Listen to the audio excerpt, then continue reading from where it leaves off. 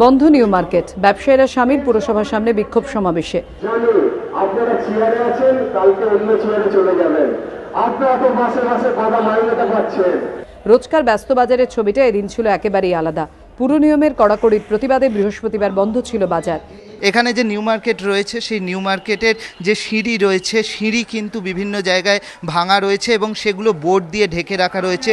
সিঁড়ির বেশিরভাগ অংশটাই কিন্তু ভেঙে গিয়েছে এবং অন্যান্য জায়গায়ও মেনটেন্যান্সের অভাব রয়েছে।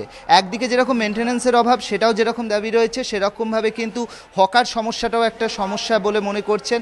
বাইরে যেভাবে হকাররা বসে রয়েছে এবং সেই সঙ্গে হচ্ছে যেভাবে ট্যাক্স বাড়ানো হয়েছে, বিভিন্ন ধরনের সিদ্ধান্ত নেওয়া হচ্ছে, এর প্রতিবাদেই কিন্তু নিউ মার্কেট বন্ধ রেখেছেন ব্যবসায়ীরা এবং তাদের বক্তব্য, যদি কর্পোরেশন তাদের দাবি মেনে না নেয় তাহলে তারা কিন্তু বৃহত্তর আন্দোলনের পথে হাঁটবেন। ব্যবসায়ীদের দাবি, দোকানে বাতানুকূল যন্ত্র লাগালে ব্যবসা পরিবর্তন করলেও এখন বাড়তি কর দিতে হচ্ছে পুরসভাকে। ছোটখাটো কারণে বাজেয়াপ্ত করা হচ্ছে দোকান, তারই প্রতিবাদে এদিনের বিক্ষোভ।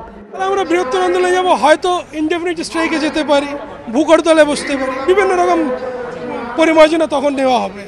ব্যবসায়ীদের প্রতিনিধিদের সঙ্গে এদিন বৈঠক করেন মেয়র ও মেয়র পরিষদ বাজার তারক সিংহ। মেয়র পরিষদ বলেন, ব্যবসায়ীদের সঙ্গে আমার আগেও আলোচনা হয়েছে, তারপরও এভাবে ব্যবসা বন্ধ করার কোনো মানেই নেই।